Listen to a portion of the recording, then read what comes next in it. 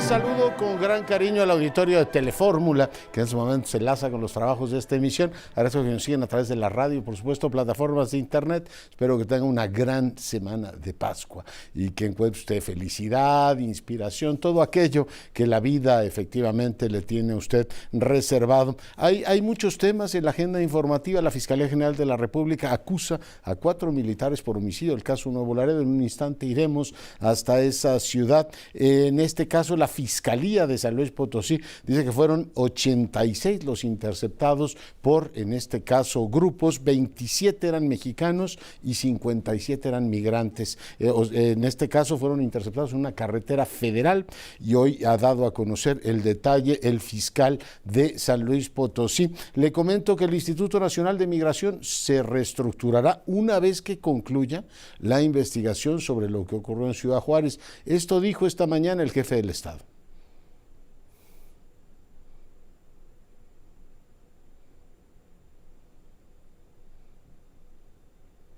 Dicen que se trabó la máquina, le pido usted una disculpa, pero en un momento más le presentaré lo que dijo el jefe del Estado. El Tribunal Electoral del Poder Judicial de la Federación pide parlamento abierto sobre la propuesta que lo acota. Están difiriendo precisamente esto que tiene pues implicaciones muy importantes en la vida pública. La jefa de gobierno anuncia el retiro de la Guardia Nacional, solo se va a quedar en custodia nocturna, y aprovechó también para decir que viene Rosalía a México, lo anunció a través de TikTok. Aquí en la capital de la República se da a conocer que fallece Julián Figueroa, hijo de Joan Sebastián y Maribel Guardia, en su casa en el sur de la Ciudad de México. Un juez ordena ya el inicio de remates de remate de los bienes de Interjet, la compañía aérea que pues durante muchos años estuvo surcando los cielos de México, pues ahora ya literalmente está, ya lo sabíamos desde hace algún tiempo, pero ahora literalmente el juez determina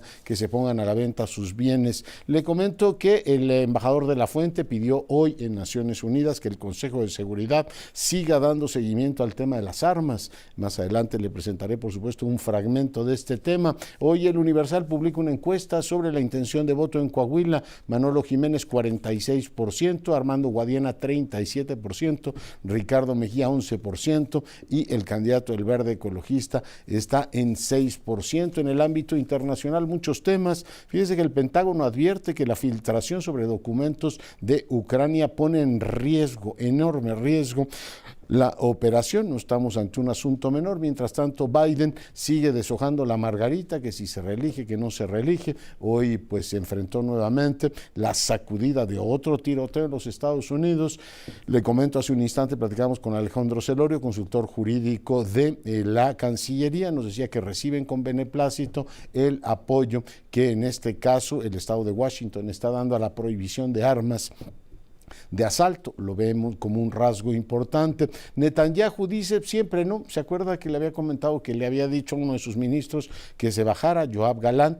Bueno, pues le dice, regresa usted a su cargo después de una evaluación china y concluye de manera, dicen ellos, exitosa los ejercicios militares que simularon literalmente el cerco a Taiwán. De esta manera, pues muestran efectivamente que están en condiciones de atacar a la isla y hacerlo con eficacia. Me permite que hagamos una brevísima pausa, regresamos en un instante. Información del INEGI dio a conocer, en este caso, el registro administrativo de la industria automotriz. En marzo se vendieron 118,000 vehículos ligeros en el mercado nacional. Durante el periodo de enero-marzo se produjeron 922,177 vehículos ligeros y se exportaron 741,000 unidades. Esto es lo que dio a conocer el INEGI. También dio a conocer el indicador mensual de actividad industrial por entidad federativa. Esta mañana comentaba con Arturo Dam, con Aníbal Gutiérrez, lo sorprendente que es el dato de Oaxaca.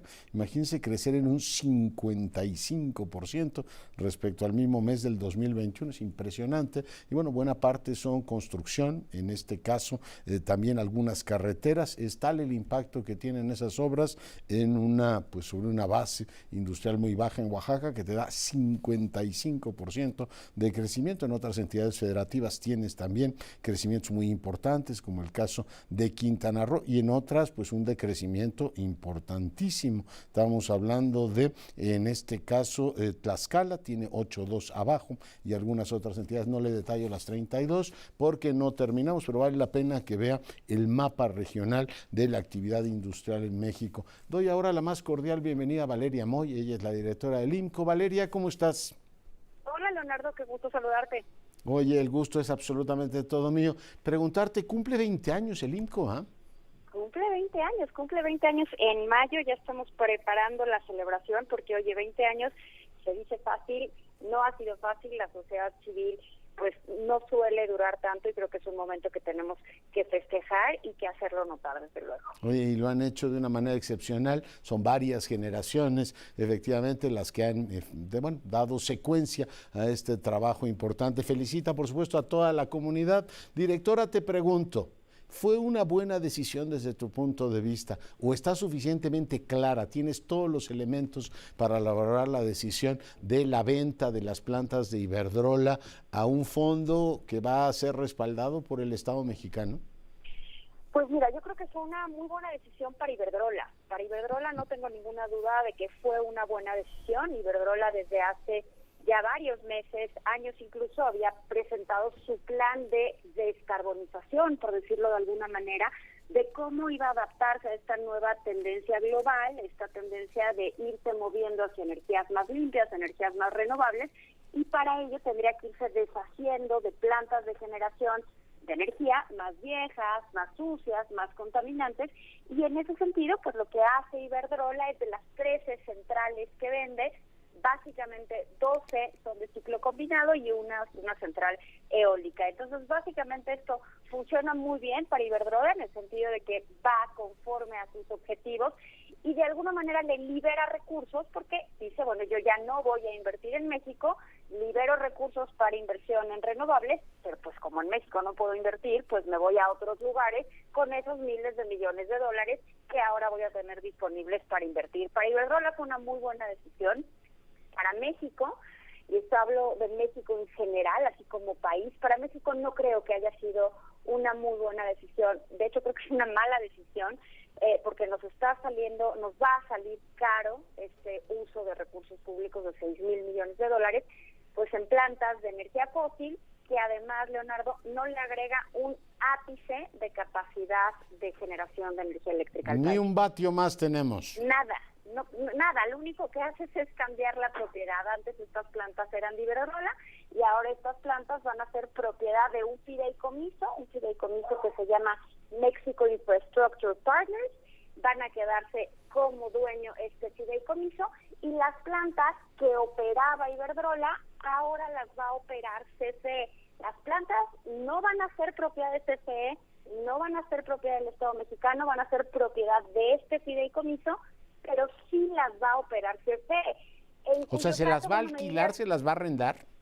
Se las va a dar, todavía no sabemos los detalles. Tú me preguntabas hace un momentito, ¿tienes todos los detalles claros? No, esos detalles de cómo lo va a hacer, lo va a rentar, se las va a regalar, o sea, cómo va a ser este contrato de prestación de servicios, no lo sabemos. Y creo que la parte importante es de dónde van a salir los recursos, porque este fideicomiso pues tiene recursos públicos. El fideicomiso legalmente es una figura privada, en este caso es un fondo privado, pero hay recursos públicos a través de otros fondos. Entonces, por ejemplo, ahí tienes recursos de Fonadín, ¿no? Tienes recursos, puede ser que tengas fondos, recursos de Banobras, no sabemos cuántos recursos públicos hay invertidos en este fondo. Entonces, esa claridad todavía no existe. Yo creo que el secretario de Hacienda o la Secretaría de Hacienda nos debería que dar muchos más detalles de dónde van a salir pues estos 6,000 millones de dólares, o de entrada, si la totalidad de la compra se va a hacer con recursos públicos, porque hoy no sabemos que el fideicomiso es privado, pero que gran parte de los recursos que se van a usar son públicos, pero a través de este fideicomiso. Pero el fideicomiso es privado, pues sabemos, por ejemplo, si lo tienen chinos, canadienses, yo no sé, o sea, tenemos más información sobre en este caso. El fideicomiso tiene participantes mexicanos principalmente y también hay participantes canadienses. pero al final del día es un fideicomiso privado. Como buen fideicomiso, pues hay un fondo donde muchas instancias participan con recursos, con dinero, y ahí es donde nosotros tenemos que entender de los recursos que tenga el fondo, que no sabemos cuántos son, de esos recursos que tiene el fondo, 6,000 millones se van a dedicar para la compra de estas centrales. Y de esos 6,000 millones, a mí me gustaría saber, Leonardo, y yo creo que a México le debería de interesar saber cuántos de esos 6,000 millones son recursos públicos. Mi impresión es que gran parte de los 6,000 millones, si no es la totalidad de los 6,000 millones, van a provenir de recursos públicos. En cuyo caso, para mí, Leonardo, la duda es, ¿para qué gastamos 6,000 millones de dólares en plantas de energía fósil cuando puedes invertir en líneas de transmisión, cuando puedes invertir en renovables, cuando, vamos, se nos pueden ocurrir a ti y a mí y a quien nos esté escuchando un montón de usos más para 6,000 millones de dólares?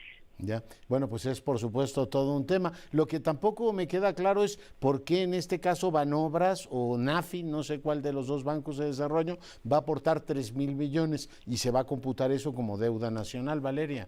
Pues todavía no nos queda claro a nadie, porque todavía no han salido a aclarar de dónde van a salir esos recursos, si es deuda, si no es deuda, y si no es deuda, de dónde vienen los recursos, porque uno no tiene 6,000 millones o 3,000 millones de dólares en las carteras o en tesorería líquida. Entonces necesitamos entender de dónde vienen estos recursos, porque si me apuras, yo creo que es un muy mal negocio comprar plantas de energía fósil que no le van a agregar nada de generación, ni un vatio adicional de generación al país.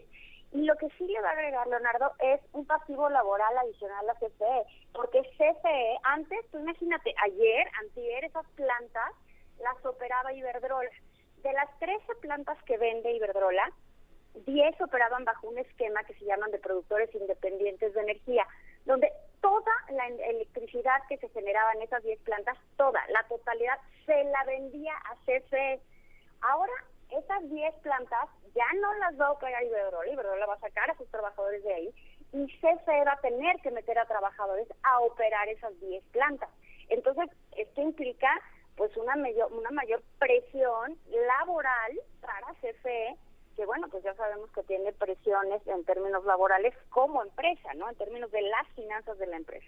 Y no son particularmente eficientes, ¿no? Las empresas energéticas del Estado. Veía, por ejemplo, que la empresa más rentable el año pasado fue la de los árabes, ¿no? Esta Aramco. Y uno se pregunta, ¿por qué Pemex no figura nunca entre las 15 o 20 más rentables del mundo? Ya que los precios del petróleo dieron como para, en este caso, tener ganancias enormes. Caso de la electricidad tampoco, a pesar de que Iberdrola reporta a las bolsas ganancias extraordinarias. Sus accionistas están, supongo que muy contentos con esta decisión, Valeria. Totalmente. Todo este rollo que acabamos de tener, Leonardo, lo podríamos resumir en cuando se anunció, la acción de Iberdrola subió alrededor de 3% en los mercados financieros. Entonces, los mercados que entienden mejor de esto que nadie, pues valuaron o consideraron que fue una buena decisión de Iberdrola deshacerse de estas plantas de energía. Claro, está en sus planes. Iberdrola está tomando una decisión lógica. Desde mi perspectiva, es una mala señal que manda México, la que está mandando México en términos de transición energética, pero además es una mala señal hacia los participantes privados de cualquier mercado, ¿no? Porque lo único que estamos haciendo es cambiar de dueño a un fideicomiso privado, usando recursos públicos, a una empresa, CFE, que no es eficiente, que no es rentable en generación. Sí es rentable en otra área, que es transmisión. Si CFE se enfocara en eso, pues quizás esos 6,000 millones de dólares se podrían usar de forma más eficiente. Sin embargo, pues cambia la propiedad de unas plantas y no se incrementa absolutamente nada. Es así como el famoso gatopardismo, ¿no? Cambiar todo para quedarte igual. Ya. Oye, dos elementos, te retengo un minutito más, Valeria, dos piezas legislativas generan inquietud. Una, el tema de una nueva ley minera, que supongo que están discutiendo todavía en el legislativo, y la otra, esta que arroga al Ejecutivo la posibilidad, no sé si se van a, en este caso, atrever a presentarla, porque le da facultades para rescindir contratos, para determinar cuándo hay ganancias espectaculares o que consideren moderadas el gobierno. En fin, estas dos piezas legislativas las tienes ya en el radar.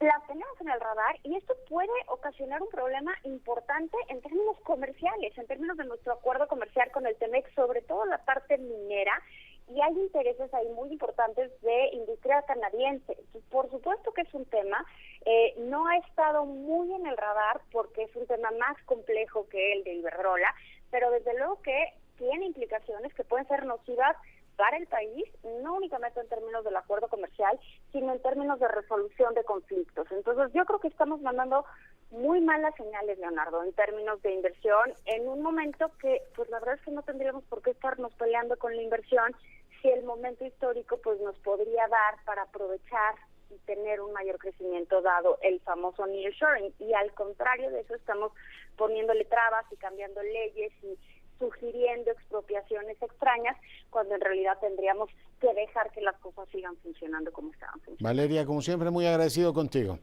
Un abrazo, Leonardo, hasta luego. Valeria Moy, la directora del IMCO, cumple 20 años, este importantísimo tanque de reflexión, centro de reflexión, que durante años, recuerdo a Roberto Newell, recuerdo, en fin, todos los que lo han dirigido, Juan Pardinas en su momento también, ahora Valeria Moy, una tanque, un centro de reflexión muy, muy potente, siempre con ideas, siempre con propuestas, muy enfocado a la toma de decisión, lo cual ha sido tremendamente útil. En fin, los felicito por adelantado y espero que celebren estos 20 años como se los merecen. Fíjese que Segalmex debe informar sobre la recuperación de 950 millones de pesos empleados para la compra de certificados bursátiles en el 2020 y en el 2021. La Auditoría Superior de la Federación detectó irregularidades y pagos sin soporte documental de productos de la canasta básica. Esto dijo la presidenta del INAI. Los dictámenes de 2 auditorías de cumplimiento mencionan que Liconsa y Diconsa invirtieron 850 millones una y 100 millones la otra, respectivamente,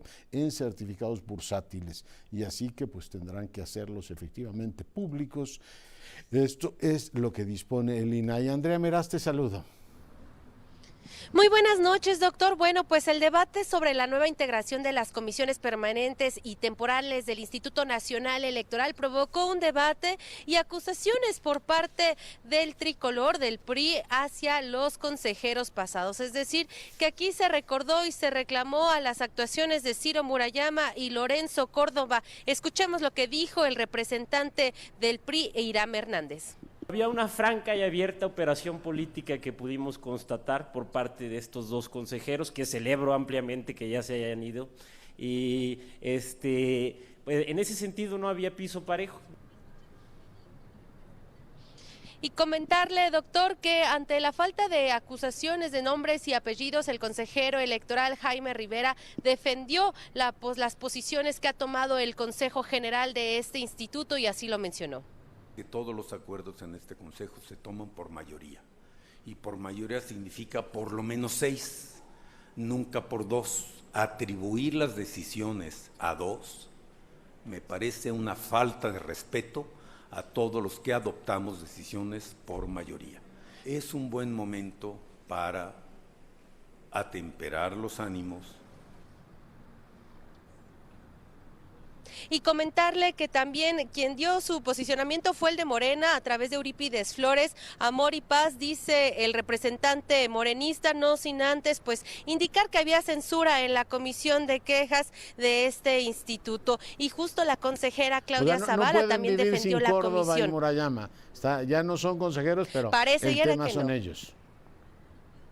Pareciera así, que así parece, doctor, porque vaya que se mencionó en varias ocasiones este tema del INE pasado y que ahora pues con esta integración se estaría pues formando una nueva etapa a la que dice Morena pues le va a dar el beneficio de la duda también otros grupos políticos como el PRD, Movimiento Ciudadano. Ciudadano. Tienen el control, digo, de entrada tienen más consejeros que cualquier otro partido, pero bueno, así están las cosas. Lo raro es el planteamiento del, en este caso, comisionado del PRI en el Consejo General, pero bueno, tampoco parece particularmente relevante. Mi querida Andrea, muchas gracias.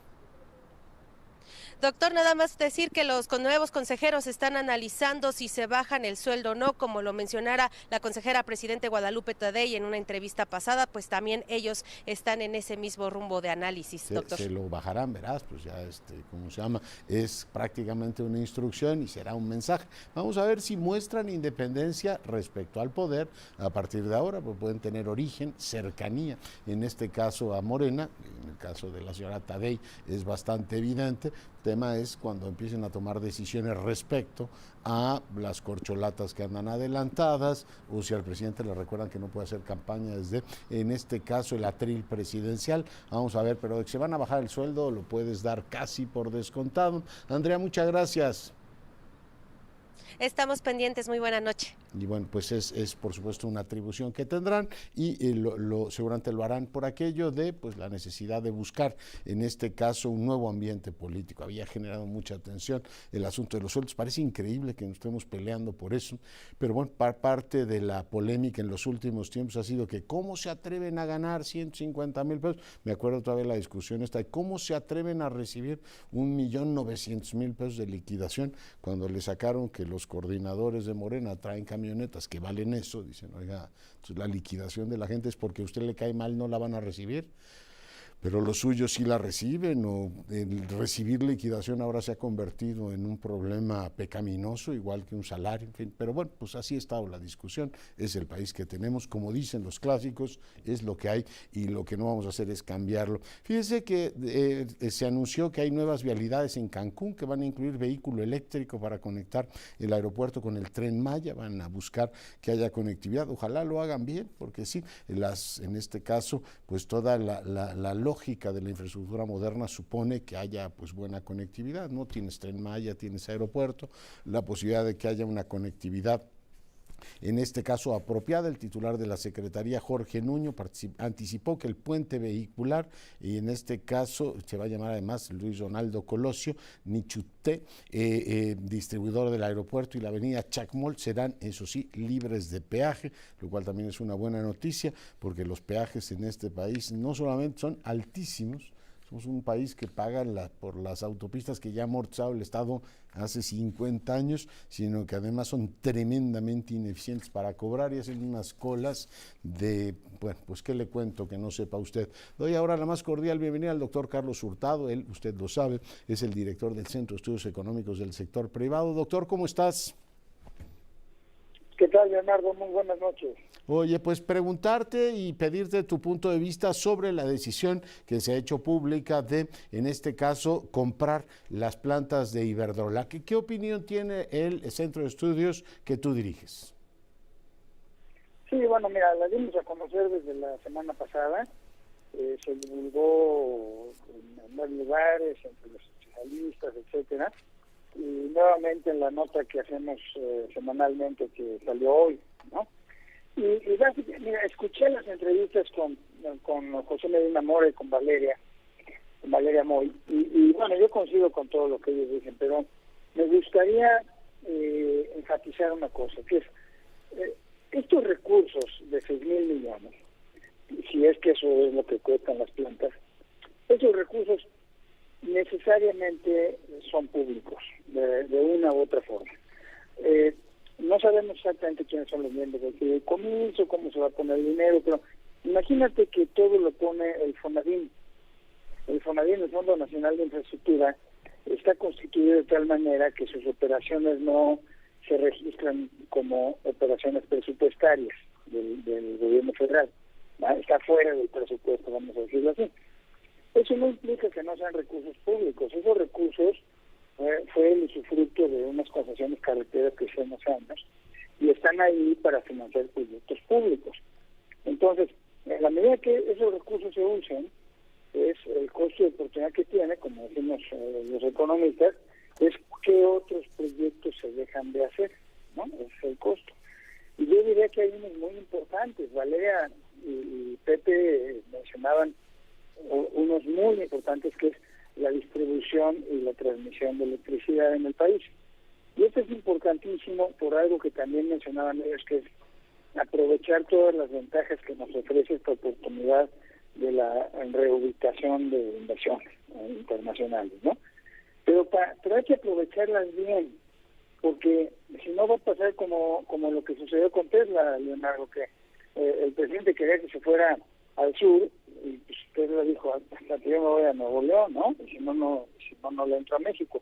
¿Y por qué será eso? Bueno, pues porque hay mayor seguridad jurídica, porque hay mayor seguridad de disponibilidad de electricidad, porque hay mejores carreteras, mejor logística, etcétera, ¿no? Más ingenieros, todo, ¿no?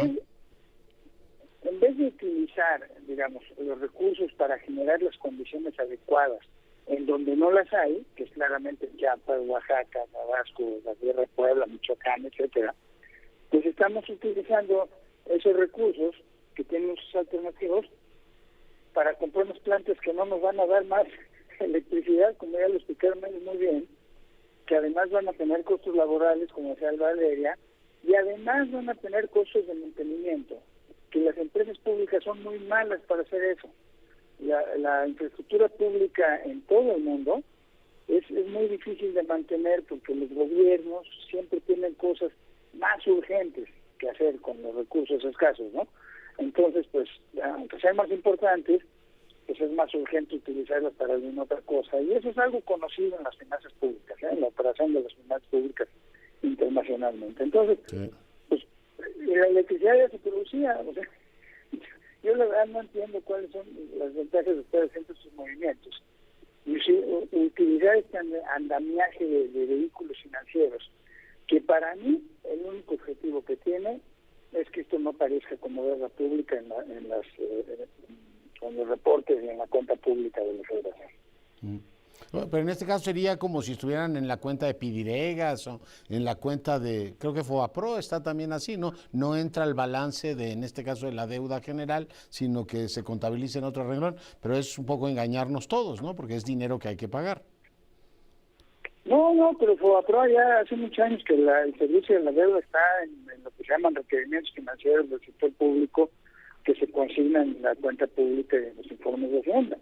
Es decir, son pocas las cosas que no están ahí. Y no es una buena costumbre estar haciendo vehículos para esconder cosas que deberían estar transparentes en las finanzas públicas en general. Hay varios países que han tenido crisis muy importantes por esa práctica. El costo reputacional, ¿te parece que el país incurre en él al claramente marcar? El presidente no tenía ninguna, en este caso, simpatía por la empresa española. Esto, digamos, hay empresas que le caen bien al gobierno, ¿no? ¿Implica algún costo reputacional para un país que en principio pues debería tener una relación impersonal con las empresas, Carlos? A mí me parece que sí, y no sé si fuiste tú el que lo comentaste hace rato. La práctica de estar haciendo la inversión y los tratos internacionales mediante pláticas bilaterales, como es lo que se ha intentado con el embajador de Estados Unidos y el presidente y traer a las empresas, es una mala práctica porque eso hace que sean fácilmente capturables por cosas discrecionales las operaciones, ¿no? Que es un poco lo que tú dices, o sea, estar haciendo uno por uno los tratos y los negocios. Lo que la seguridad del Estado de Derecho da, y lo que envidiamos muchos de países en donde es más importante, digamos, el reino del Estado de Derecho, como los países escandinavos, etcétera, es que no hay que ir a ver al presidente y al secretario de Hacienda y al de Economía. Ni menos pensar en caerles bien o eso, ¿no? Exacto, hay que comprar un libro que se llama La Ley y ahí dice lo que vale y lo que no vale. Y yo creo que nosotros, los mexicanos, desde hace 25 años o cuando se hizo el primer Tratado de Libre Comercio con Estados Unidos, queríamos acercarnos a eso, ¿no? Y a ser un país más en donde las reglas fueran más importantes que la discrecionalidad de algunas personas. Pero parecería en este gobierno que estamos regresando exactamente a eso. Oye, este fin de semana publicó Reforma esto de que hay una ley que, entre otras cosas, va a tratar el tema de si hay ganancias exorbitantes, poder revocar contratos. ¿Ustedes tienen en el radar ese tema o se trata solamente como se dice coloquialmente, un buscapié, Carlos? Yo no lo tengo. La verdad es que no lo había escuchado, porque el fin de semana no leí así muchísimo más que algunas cosas, Pero a ver, hay tantas leyes, verdaderas locuras, digamos, pero eso no es nuevo, Leonardo. Siempre ha habido, siempre los diferentes facciones, los diferentes partidos que están representados en el Congreso, hay muchas leyes que de repente no tienen pies y cabezas, iniciativas de ley que salen. Pues ojalá sí quede. Creo que la diferencia. Ojalá sí quede, Carlos. Pues te agradezco mucho la entrevista y por supuesto valoro mucho tu atenta escucha. Muchas gracias. Gracias a ti, siempre escucho. Gracias, el director del Centro de Estudios Económicos del Sector Privado, hoy para fortuna nuestra conversando con usted. Pausa, volvemos. Ahora contigo, Javier Navarro, hay detenidos por el incendio en la central de Abasto. Efectivamente, Leonardo, después del análisis de los videos de las cámaras de vigilancia de esta central de Abastos, la Secretaría de Seguridad Ciudadana Capitalina logró identificar y detener al sujeto quien provocó este incendio de grandes dimensiones que se tuvo en este lugar el pasado jueves.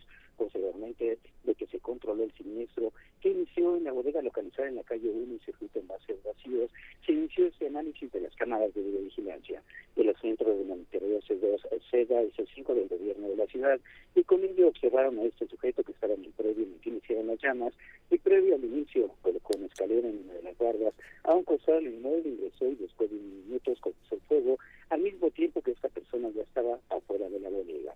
Al tener las características y la vestimenta, este lunes lograron ubicarlo en los límites de la zona de frutas y legumbres y la de subastas y productores, con lo que detuvieron a este hombre de 36 años de edad, y ya está a disposición de la gente del Ministerio Público de la Fiscalía General de Justicia Capitalina, quien continúa con las investigaciones del caso.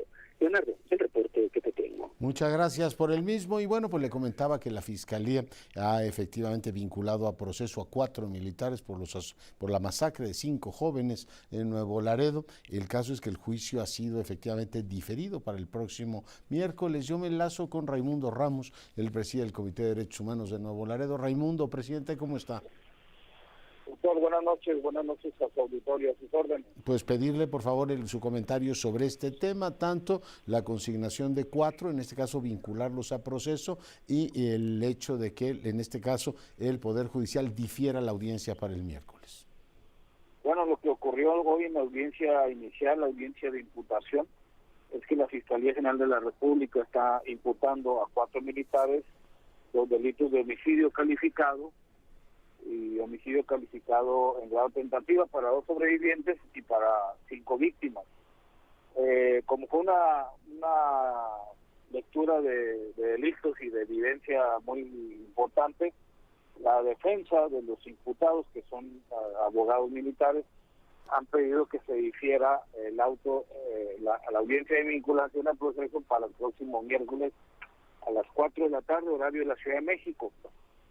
También en esa audiencia deberá considerar la Fiscalía General de la República una petición de familiares para que los otros 17 militares que están involucrados también sean investigados por delitos de encubrimiento, robo y alteración de evidencia, abuso de autoridad, tortura y otros delitos que se han cometido en esta masacre de 5 jóvenes. Entiendo que están pidiendo que la responsabilidad sea por acción y omisión, Raimundo.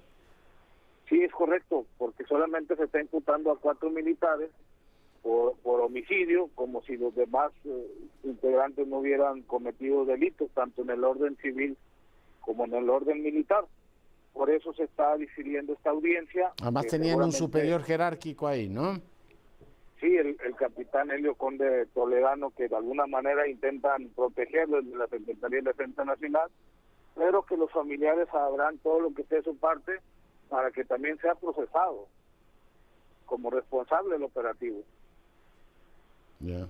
Pues seguiremos el caso de cerca. ¿Algún apunte más, Raimundo? Pedirle solamente a las familias el respeto, porque es un proceso muy doloroso. Las familias están recibiendo toda la información oficial y técnica, documental, y pedirle respeto para ellos. Hay que confiar en las autoridades, nosotros no estamos muy de acuerdo, pero hay que confiarnos porque es el único recurso que tenemos dentro del marco de la legalidad, señor Fulvio. Muy bien. Pues le agradezco mucho el enlace y estaremos en contacto. Gracias, buenas noches, saludos a su auditorio. Gracias. Y ahora tenemos a mano el video del Dalai Lama. Parece repugnante, pide disculpas, pero la verdad es que no solamente es para pedir disculpas, para decir, ¿sabe qué? El señor ya está gaga y no puede estar en exhibiciones públicas. Supongo que lo habrá visto ya, cómo se acerca al niño, le extiende la lengua así, cual vaca. Ya ve cómo extienden la lengua a las vacas y le dice, bésame, o sea, o chúpame la lengua, una cosa repugnante. Y bueno, pues ahora dice que, bueno, primero tratando de decir que era una cosa cultural, que en este caso muestra cercanía, pero bueno, claramente pues también un señor que pues que no sé qué decirle, sin que si no faltara digamos el respeto adecuado a una persona de edad, podría decir, sabe que ese señor ya nos puede mostrar en público, lo que está haciendo es francamente una cuestión repugnante. Y bueno, pues el chiquito claramente molesto, y ve, ahí está, primero lo besa en la boca, el piquito, y después le enseña la lengüita, ahí va, vámonos, bésame. Una cosa, bueno, como le digo, tristísima y repugnante también, que merece, pues yo creo, una condena. Te están dando explicaciones y pidiendo disculpas, pero ciertamente el hombre, pues sí, debería, vea usted, es que es de llorar. Bueno, dejo este tema y voy con María Marván. Mi querida doctora, ¿cómo estás? Muy bien, Leonardo, muchas gracias, muy buenas noches a ti y al auditorio. ¿Qué tema abordamos el día de hoy? Mira, yo quisiera abordar el tema de la visita del padre Solalinde al Palacio, en donde se habló de la creación de un consejo para atender el fenómeno migratorio. Inclusive lo retoma hoy en la mañana el presidente en su conferencia de todas las mañanas, y no acaba de quedar claro, primero, cómo sería este consejo. Si es un consejo, supongo que lo formará más de una persona, si no, normalmente no se llaman consejos. Entonces, ¿quiénes serían las personas que lo formarían? ¿Cómo se nombrarían? Y sobre todo, ¿cuáles son sus facultades en relación con el Instituto Nacional de Migración? Porque la semana pasada también se estuvo hablando de la posible desaparición del Instituto Nacional de Migración. Inclusive algunos periódicos que traían como trascendido si ya el licenciado Garduño, titular del Instituto Nacional de Migración, había o no empacado sus cosas. Obviamente todo esto relacionado con los muertos de Juárez en la estación migratoria, que ya se cerró. Es decir, creo que sí necesitamos mucho mayor información y más precisa. Primero, ¿qué está sucediendo después de haber cerrado la estación migratoria de Ciudad Juárez? Porque todas las demás siguen abiertas y la política migratoria, hasta donde sabemos, no ha cambiado en lo esencial. Segundo, ¿qué va a pasar con el Instituto Nacional de Migración y con esta creación de este consejo, y cuál va a ser la relación legal con con el propio Instituto Nacional de Migración? Creo que hay mucha expectativa, creo que hay mucha demanda, obviamente empezando por los familiares de los migrantes, que claramente se están movilizando desde El Salvador, desde Venezuela, desde diferentes lados, para exigir al gobierno mexicano que no haya impunidad en este caso. Y creo que no se vale, literalmente la palabra es no se vale, esconderse en que la Fiscalía General de la República está haciendo una investigación para deslindar culpabilidades, para no hacer nada en medio, para no informar sobre este consejo, para no informar sobre los cambios que puede o no haber en la política migratoria, y para no informar qué está sucediendo en las otras estaciones migratorias. Todas estas preguntas que planteo no tienen nada que ver, considero yo, con la investigación que está haciendo la Fiscalía General de la República sobre los hechos del incendio que acabaron en la muerte de 40 personas. Estamos realmente sin nada de información ante un tema fundamental y con un silencio que verdaderamente lastima por parte de la Comisión Nacional de Derechos Humanos. Sí, absolutamente. Y sí, de entrada, el presidente hoy dijo, hasta que no terminen las investigaciones no funcionará el Consejo, y de entrada, pues si el padre Solalinde ha tenido una actitud exculpatoria, ya de entrada uno dice, es razonable que él empiece en este caso con el proceso de repensar lo que debe ser el Instituto Nacional de Migración, que de todas maneras a mí me parece, mi querida María, que no solamente es una cuestión de cambiarle el nombre, o decir que ahora hay un consejo. Entonces, los consejos ya lo vimos en el caso de la Comisión Nacional de Derechos Humanos, que también tiene el suyo, cuando la presidenta decide hacer lo que ella quiere. En fin, yo creo que sí estamos ante un tema muy delicado, y yo sigo poniendo el dedo en el renglón de que me parece una incoherencia extraordinaria que el Estado mexicano subcontrate, en este caso policías, para defender o cuidar sus propias instalaciones, y que además, pues por esta vía de gastar poco dinero, contrate empresas que no solamente no cumplen con lo que habían pactado, sino que dan en este caso, servicio tremendamente deficiente, María. Y exactamente, y sobre todas esas cosas sí podríamos y deberíamos de tener información que no necesariamente contaminan, vamos a usar esa palabra, la investigación que está haciendo la Fiscalía General de la República. Me preocupa exactamente lo que planteas, cuál va a ser el papel del padre Solalinde en este consejo, y por qué en todo caso se tiene que esperar a que terminen las investigaciones de la Fiscalía General de la República, y sobre todo cuál es el planteamiento central. Este consejo va a plantear la sustitución del Instituto Nacional de Migración. ¿Por qué instancia? ¿Por el propio consejo o por otra institución? En donde no podemos aceptar que el cambio sea simplemente un cambio de marquesina, pero los compromisos que tiene México con Estados Unidos sigan siendo los mismos, y por lo tanto siga habiendo hacinamiento en las estancias migratorias, por lo tanto siga habiendo policía subcontratada, y policía subcontratada a la que no se le hace responsable. Creo que sí estamos en un momento clave en el que tenemos el derecho a tener información sobre las decisiones que se están tomando, o que nos expliquen por lo menos por qué no se están tomando. Oye, y déjame romper una lanza por el legislativo. Uno se pregunta, ¿ya se jubiló el legislativo? ¿Ya de plano no participa en eso? Porque la primera de las comisiones debería partir de ellos. Los secretarios deberían estar compareciendo ante el legislativo, decir, a ver, señores, ¿qué es lo que ha ocurrido? Nada de eso hasta este momento ha ocurrido, y decir que va a haber en este caso una comisión que preside Solalinde, uno dice, bueno, entonces ya jubilamos al Poder Legislativo y que no se meta en los temas jubilamos a la CNDH. La CNDH ya se jubiló sola. Sí. La tenemos jubilada hace rato. Sí es muy, muy impresionante que estén apostando al silencio para tapar la responsabilidad del Estado mexicano. ¿60% de popularidad te da como para cubrir esto? A lo mejor sí, ¿no? Pues probablemente, pero no debería, ¿no? No debería, ¿no? Y en este caso, legisladores que se están callando, como momias, eso sí, decir, oiga, pues que se sepa que estamos tomando nota, ¿no? Que estamos tomando nota. Es muy delicado que hayan muerto 40, y bueno, pues estamos hablando de una política de Estado. Mi querida María, muchas gracias por tu comentario.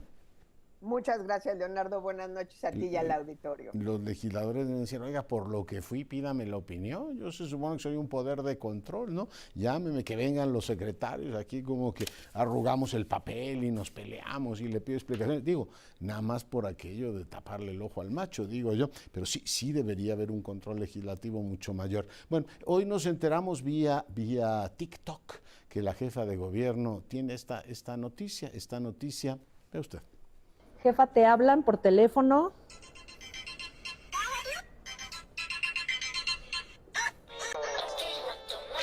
Rosalía. 28 de abril a las 8 de la noche, Motomami en el Zócalo capitalino.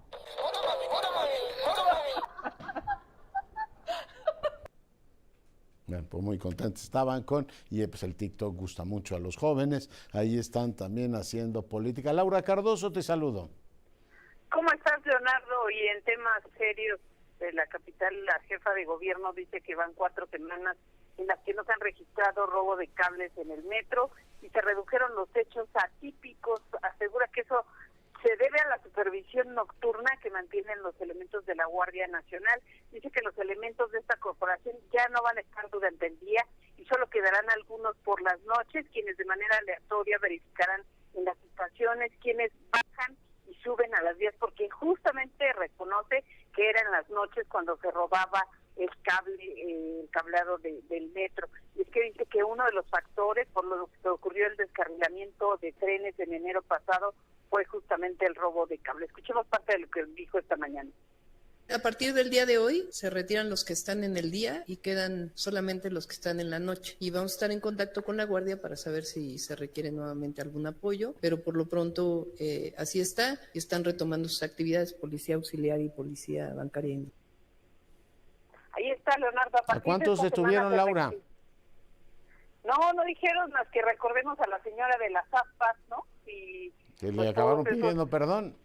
Exactamente, y tal vez alguno que tiró se le cayó algún celular por accidente, pero pues no se supo, no hay detenidos, solo que ya no se roban el caso. Oye, ahora pues tú has oído, como todo nuestro auditorio, este tema de los chips, ¿no? De la gran guerra de los chips y toda esta que se reubican en los Estados Unidos y la oportunidad de la geolocalización que esto plantea. Que no hay cámaras y chips en México para que los pongan en el metro, no tener que tener a la Guardia Nacional desplegada por las noches, unas camaritas, algunos chips ahí que permitan la geolocalización, en este caso, del cable. Pero lo sugiero, digo, por no tener a la Guardia Nacional, digo, trabajando de madrugada. Pues así debería de ser, Leonardo, así debería de ser justamente, y además tienen muchas cámaras justamente dentro del metro para detectar este tipo de robo de cables. Incluso tienen al sindicato que ha hecho constantemente estas denuncias del robo de cable justamente, y no solo eso, también de todas las irregularidades.